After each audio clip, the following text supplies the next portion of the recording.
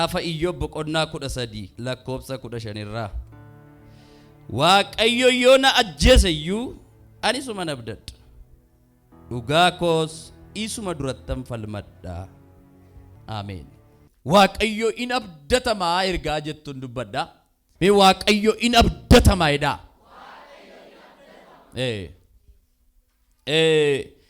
Iyyoobi macaafa isaa keessatti yommuu wanta barraa'e dubbifnu baay'een isaa akkitti Iyyoob Waaqayyo wajjin jireenya inni jiraatu deddeebii inni Waaqayyo wajjin qabu baay'ee hariiroo cimaa fi sammuu qajeelina qabuun nama Waaqayyoon amanatudha.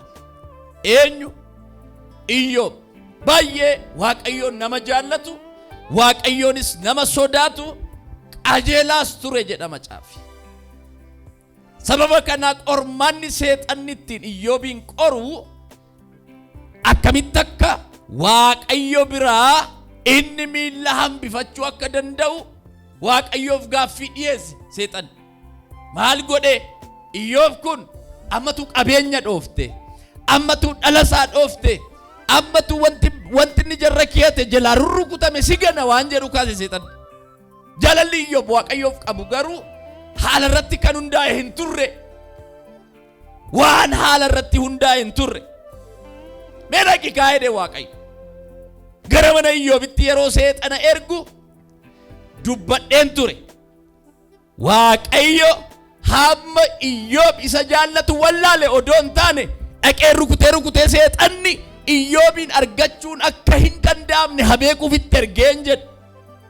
Waaqayyo yeroo nu qoru, yeroo qormaata mana keenyatti ergu hamma nu isa jaallannu wallaalee odoo hin taane biyya lafaatti seexanatti hamma nu geenyu Kiristoos keessatti hamma nu jabaannu barsiisuuf godha.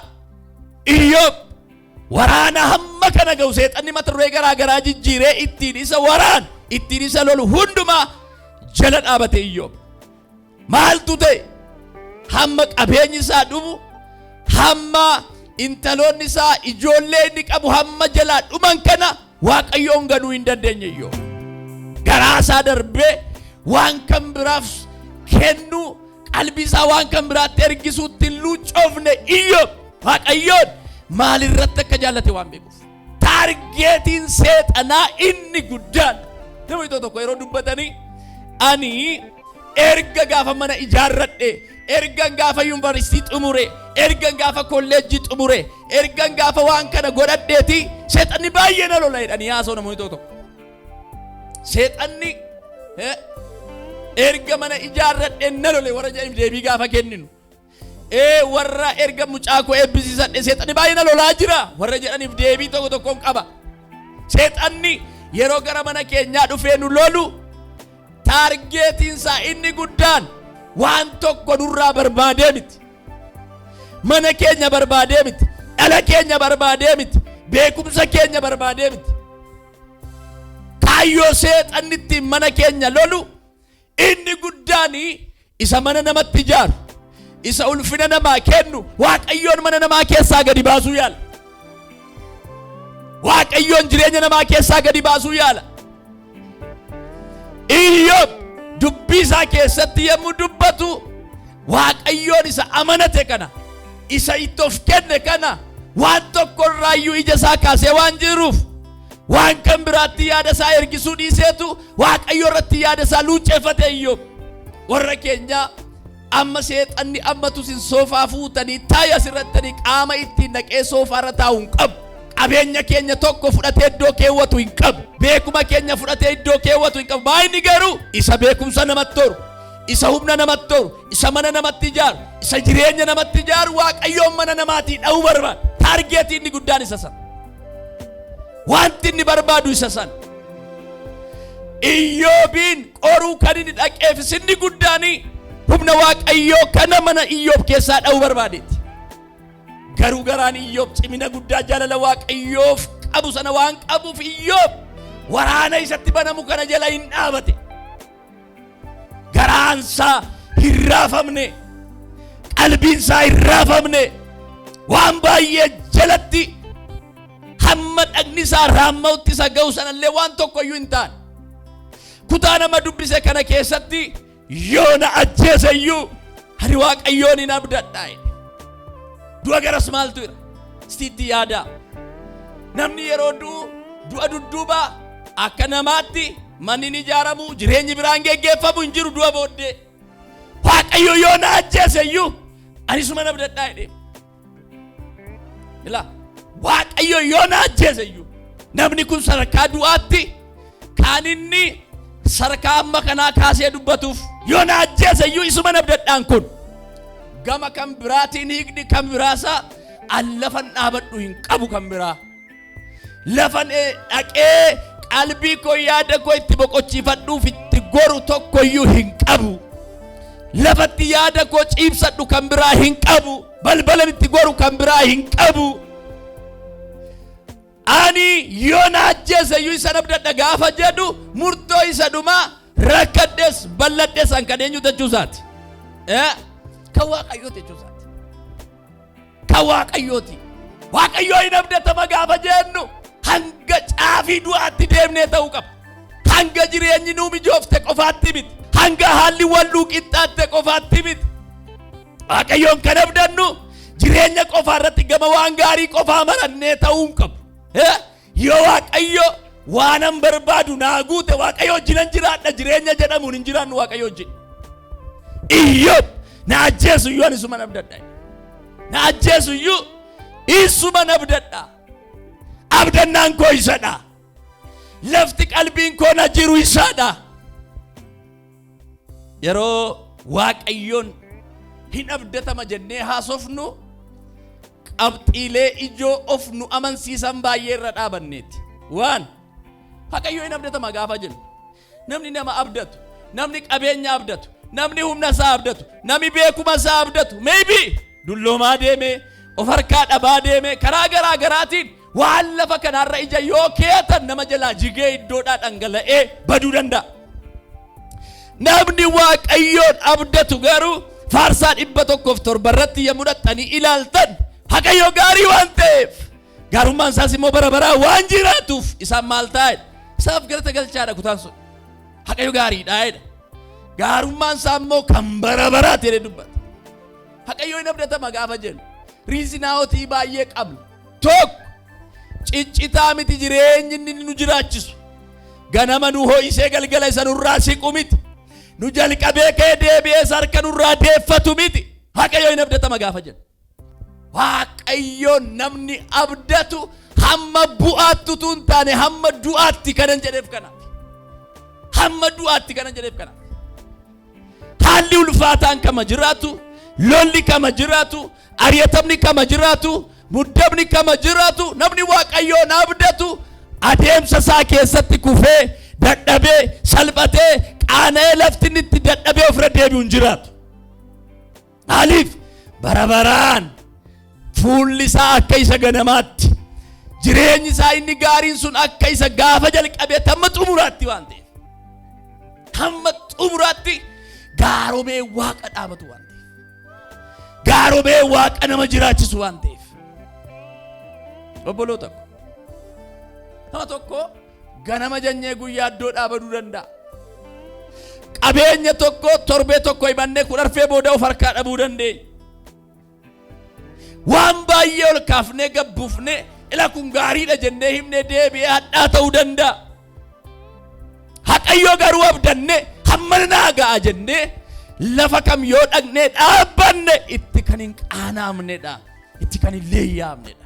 Eegotaati Waaqayyo hin abdatama jedha. Jedhaa dubbadhaaf irratti Waaqayyo hin abdatama jedha. Hin abdatama Waaqayyo. Hin abdatama.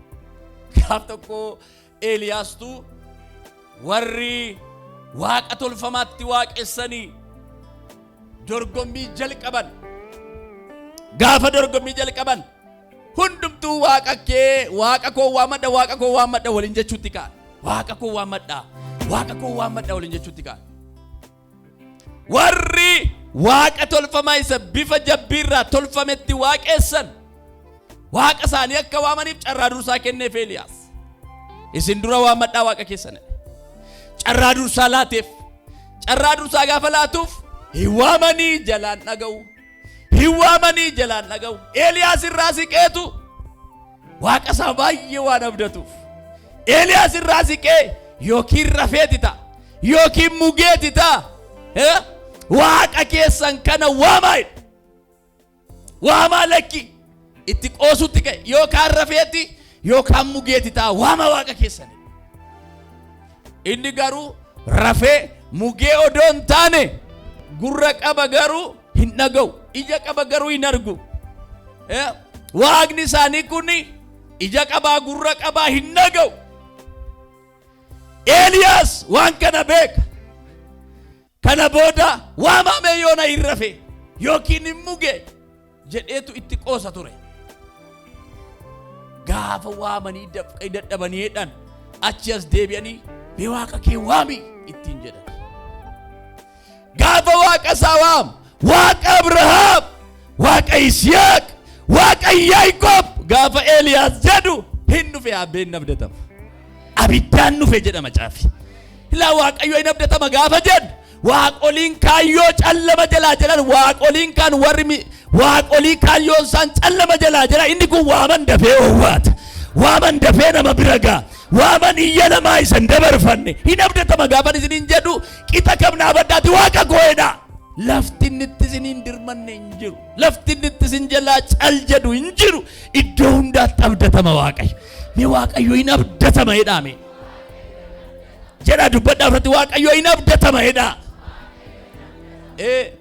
waaqa Abrahaam waaqa Yisihaaq waaqa Yaaqoob gaafa Eeliyaas jedhu abiddaan mul'ate jedha abiddaan obboloota namni gaafa rakkoo gaafa haalli gaditti jigdu waamee nama owwaachifatu isa alagaa haturu firayyuu maqaatti waammatee dhabuu danda'a waaqayyo hin abdatama gaafa jennu haalli rakkisaa kee ulfaataan mata dureen ati keessatti of jibbite utuu isan lagin mana kee isan balfine jireenya kee isan balfine akki dhufa mana keeti akki inni itti si gargaar yoomi sa'a 24 qaqqabataa miti waa'ee keenyaaf qaqqabataa miti kanaafidha kan Iyyoob dubbii isaa keessatti yoona ajjeese iyyuu isuma abdadha keenya yoona ajjeese iyyuu rakkadhus balladhus harka isaa naa wayyaadhe Iyyoob kiristiyaanummaa durii keessatti namoonni keenya abbootii jalatti guddanne yeroo faarfatan akkas jedhu yaa seexana abdii kutachiisu iyyoon iyyoome iyyuu yoon soorome iyyuu Yesuusin gadi nisu waa lama gidduu taphatu yoon sooromes yoon iyyoomes yoon jiraadhes yoon du'es yoo argames yoo dhabames yoo jiraates yoo dhabames yoo ol ka'es yoo gabbe yoo mijates mijachuu yoo baates waaqayyo hin abdatama amen waaqayyo hin abdatama jedhame akkasi ክርስቲያኑማን ሁንዴንሳ ገፈጎ አንኮንዲሽናል መሆን አለበት kan haala irratti hundaa'e ta'uu qabu mijachuu baates toluudhaa baates dhaabachuutu nurra jiraata jechuudha waaqayyo in abdatama warra keenya ittiin qaanaamu ittiin leeyya'amu namni waaqayyoon abdatu boquun cabee lafa laalu qaana'ee lafa laalu salphatee lafa laalu yeella'ee lafa laalu namni waaqayyoon abdatu hiyyeellau jireenya keenya keessatti kan nuti ittiin qaanofne gaaf tokkoof kan nuti ittiin yeellaane waaqayyo mana keenya keessatti abdatama jireenya keenya keessatti abdatama lafa ga'ee haalli nu hudhutti mata duree ulfaataa kam keessatti waaqayyo hin abdatama haala jabaataa kam keessatti waaqayyo hin abdatama haala rakkisaa kam keessatti waaqayyo hin abdatama waaqayyoon abdataa sochoona taanaan lafa namoonni baay'een seenanii achi nuti deebi'uu dadhaban keessa linnee kee abaana lafa namoonni baay'een lixanii achi nuti ba'uu dadhaban keessa jiraachuun nu heeyyamama waaqayyoon abdataa sochoona taanaan waaqayyoon himataa sochoona taanaan lafa sagalee namoota baay'ee nyaatteetu nu tuftiyee ulkaasaamee harka keessa maqaa Yesuus Kiristoosiin lafa namoonni humna qaban naqanii galuu dadhaban keessatti innati abdatte kun baasee nagaan si haa galchuu Amen jedha dabalat warri waaqayyoon abdatan lafa ga'anii wanti jechaa sammuu keessaa isaan badee kinaan hin qaban. Qalbiidhaan lafatti jiitaan hin qaban. Kanaaf Waaqayyo in abdatama gaafa jennu maybe simple word fakkaachuu danda'a. Jecha salphaa fakkaachuu danda'a. Namni cal jedhe garaasaa keessatti sin abdadhee barreeffatee deemu lafatti gad darbatamuu qabu. Lafatti cabuu hin qabu. Lafatti qaana'uu hin qabu. Namni lapheesaa keessa sin abdadhaa. Jechaa deemu sin abdadhaa. Sin abdadhamni jecha suuqii yoo gale milkaa'ee ba'a. Gabaa yoo seene milkaa'ee ba'a. Waajjira yoo seene milkaa'ee ba'a. Abidda yoo seene milkaa'ee ba'a. Boolla leencaatti darbatame milkaa'ee ba'a. Achi buuteen isaan nabamuun jedhe meel takka Waaqayyo hin abdatama jedha. Waaqayyo waan tokko qofan isinitti hima jireenya jiraadheerra. Abaluu koo yoo jenne yookiin du'e yookiin isin ganee iddoo isaatii hin dhabdu. Waaqayyoo koo jettanii garuu halkanis waama guyyaas waama bariisadhaas waama dukkaneeffadhaas waama lafti itti owwaachuu malee lafti itti isiniin oodee isin bira darbu hin jiru. Waaqayyo hin abdatama dabalaati. Yaa hin abdatama Waaqayyo. Soba seexan hin soba haalli hin soba biyyi lafaa hin soba qilleensi nuti keessa dhaaban kan akka Waaqayyo hin jiru. Maqaan Waaqayyo haa eebbifamu.